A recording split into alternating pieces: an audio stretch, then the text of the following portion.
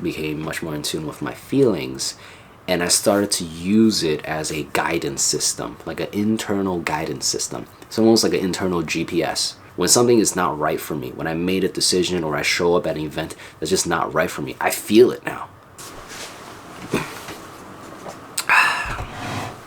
It's been a while. Just want to make a video updating how life has been since 2 years ago when I took ayahuasca, and the things that I've learned, how my personal journey has been. Nowadays, I feel more like myself. I remember like very clearly in the past, before I've embarked on this journey of self-discovery, personal development, I felt like I didn't know who I was. I even remember telling my girlfriend at the time that I don't know how to be human anymore. Like, I was so in my head that I couldn't just be here in the moment and just like enjoy the social setting that I was in, or just enjoy whatever situation that I was in. And it just felt like I didn't know how to be human. It just felt very robotic. Ever since awakening spiritually, taking ayahuasca, it's been a journey of rediscovering who I am, becoming comfortable in my own skin. One of the biggest change was actually learning how to look inward. I had to learn how to tune into my feelings. I had to learn how to listen to my emotions.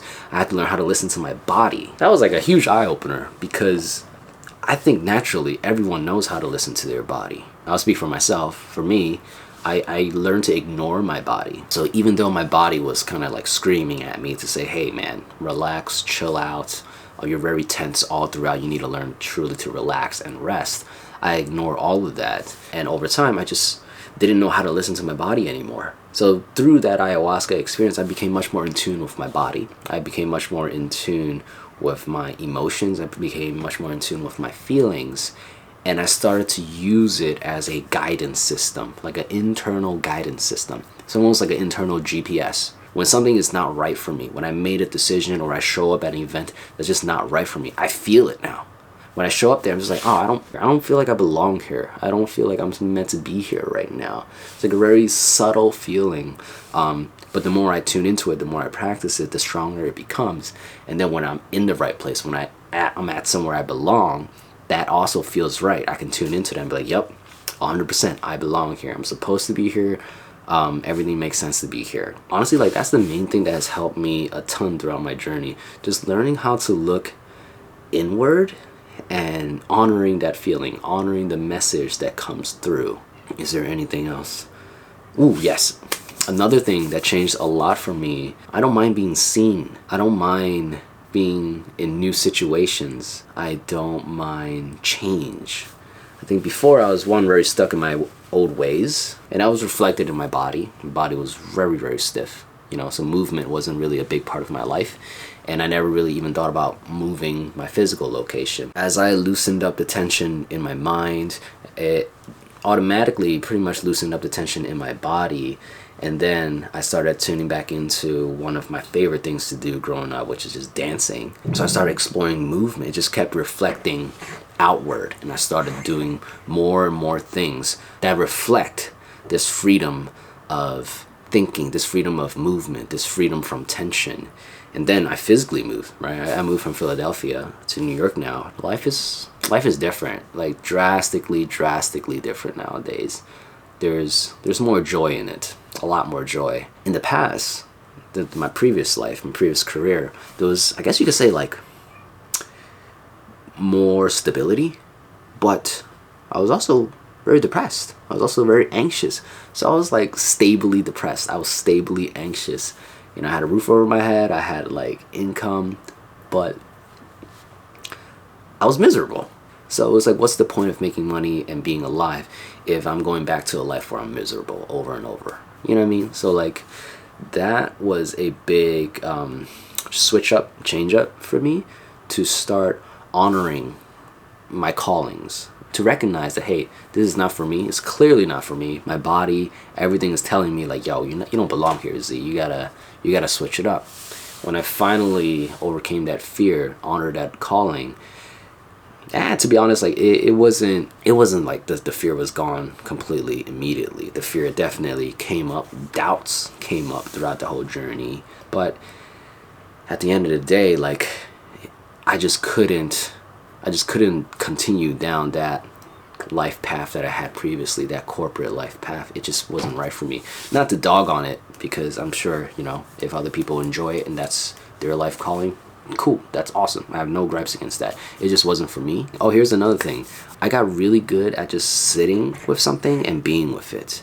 I'll give you an example. Like, I was talking to this girl, and then she sent me a text message basically saying that, yo, I don't think we're right for each other. We should, just call it quits. Immediately, I started doing this thing where, in my mind, I was imagining a scenario where 6 months down the line, I'm doing all this inner work, and 6 months later, she runs into me and I'm all different, I'm changed, and then she starts regretting not giving it more of a chance. And then I just started entertaining that fantasy more and more and more. And then I caught myself doing that. I'm like, wait a second, I used to do this a lot, especially in high school. Whenever I faced any type of redirection, or in the past I saw it as a rejection. Whenever I face any type of rejection, I will create these fantasies in my mind to help myself feel better, and to basically instill within the other person this feeling of oh man, I regret this decision, I shouldn't have done that. So in the past, I would just go in on that fantasy, but this time the awareness was there. There was that aha moment, oh shit, I'm doing that again. What is this actually about? Just paused, I sat with myself and really asked myself, yo, what is this actually about? I sat with the feeling. It's like an empty feeling. It's almost simultaneously empty but also heavy in the heart area. It didn't feel good. The more I sat with it, the clearer it became. It was a feeling of rejection. It was a feeling of, am I not lovable? It was a light sadness, I guess is how I would describe it. And the more I sat with it, the more I realized that it has nothing to do with the other person. It had nothing to do with that girl. It was my own interpretation of what she said that made me feel inadequate as a person. And in the past, creating that fantasy, I would have gone down the wrong path. I would have misfocused. I'll show her. I'm going to do a ton of inner work and I'm going to show her, but being with something, sitting with my feelings, being with my feelings really showed me that it had nothing to do with her. And in fact, I have to thank her, because it showed and highlighted a part of myself that wasn't fully healed yet. So yeah, after that incident, I just started learning more and more to tune in to how I feel internally, recognize what I was feeling, honoring the message that that feeling was delivering, and keep on moving forward from there.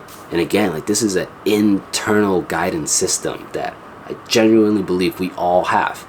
We've just, many of us, lost touch with this internal guidance system that can show us where it's right to point our energy, where it's right to focus our life effort on, and what doesn't feel right, So becoming more in tune with my feelings has done a lot for me. I'm excited to still be on this journey. If this is something that you're considering when it comes to preparing for taking ayahuasca, when it comes to preparing for these type of very spiritual journeys, typically I'd say there's no one size fit all answer for everybody, because your experience is going to be uniquely yours, my experience is going to be uniquely mine. I will say there are certain elements that everyone will find helpful. One of the key elements that I found is universal, is the element of trust, right? Trusting the process. There may be times in the middle of it where it's very rocky, kind of scary. Maybe you're diving into the unknown. You're leaving something that you're so familiar with, and now you're going into a career or a new chapter in your life that's just drastically different. Trusting the process can get us a long way. Whenever I was going through anything very intense, whether it's emotionally intense or just life stuff was just very intense, I constantly was able to tune back into that feeling of trust. Okay, everything's okay. This is all part of a process. This is all part of the journey. Just gotta trust in the process. So that trust helps so much. Something else that helps a lot to prepare for these type of experiences and journeys is the ability to let things go. There's certain aspects of our life that just is outside of our control. Certain things are in our control, other things are outside of our control. And we have to be able to discern, like know what is within our control, what is outside of our control, especially when taking ayahuasca. Once you take the medicine, we have to let go of a lot of control to allow the medicine to do its thing, to show us the experiences that we have to go through in order to heal.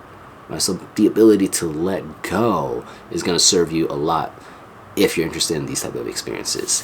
And honestly, even outside of the ayahuasca experience, the ability to let go is very important for a life without too much friction, minimizing the suffering. Like when something bad happens, recognize what just happened, recognize what it's doing to you, honoring how you're feeling, honoring the healing process, and then when the time comes, it's time to let it go. This is true for almost any and everything in this life experience, learning to let go and not hold on too tightly, because that's the nature of this experience. Shit's always going to be like flowing by. Every experience is just flowing by. Like no matter how traumatic an experience is, as long as we cultivate this ability to let it go after we've processed it, after we've healed it, then we're going to be okay. The trouble comes when we try to hold on to things. That kind of creates a block in the flow of experience. How do I explain this? I guess the way that I see it is sort of like, if you can imagine us as a ring, right? And every experience that we go through are just certain, it's like a substance passing through this ring. And we're just constantly this experience receiver. We're just constantly receiving all these experiences. And our job is to not hold on. Our job is to not block that flow so that more experiences could just continue to flow through. There's no obstruction of the flow anymore. Shit just keeps going. It has unlocked so many new experiences in my life that I would have never had the courage to experience in the past. Doing a dance battle, dancing in front of strangers. Now it's like, it's so comfortable. I don't give a fuck. It's just, I'm just having a good time, you know? But in the past, I was like so in my head and so scared that I would have never allowed myself to do that. Yeah, the ability to let things go, open ourselves for new experiences, can go a really, really long way. The video cut off at this point. I just want to say thanks for watching, and I hope you found this video helpful. I'm loving life. I'm finding new things to love every single day. And I hope things are going well with you too. If you'd ever like to chat, you can use the link below to book a time with me. Until next time, peace.